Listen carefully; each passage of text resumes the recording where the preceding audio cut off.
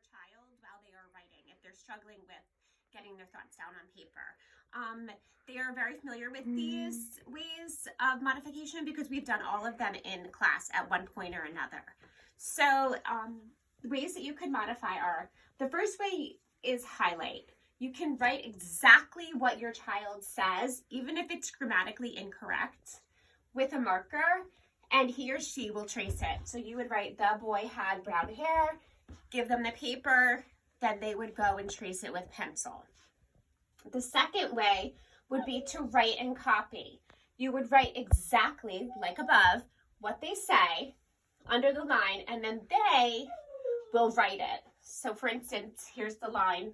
You wrote, the boy had brown hair, and then they would go back, you would give them the paper, and they would copy, the boy had brown hair. Okay? A third way is called line write.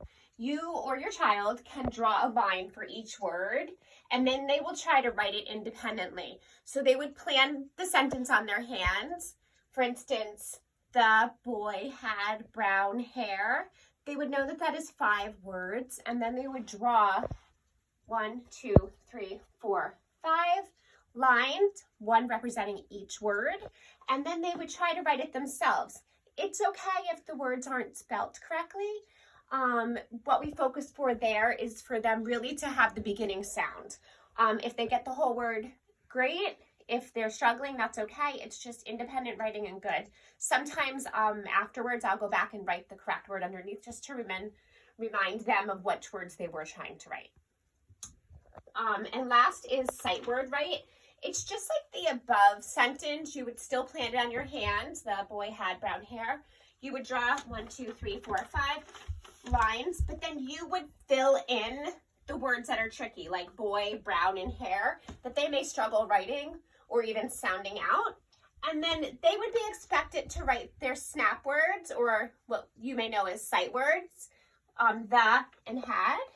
And they can use their individual word wall, which I will be sending to you as well. Okay, so these are just some simple ways you can help support your child while they're writing. They shouldn't be getting frustrated. If they're getting frustrated, give them a break or go back to it tomorrow. Okay, if you have any questions, just email me, and happy writing.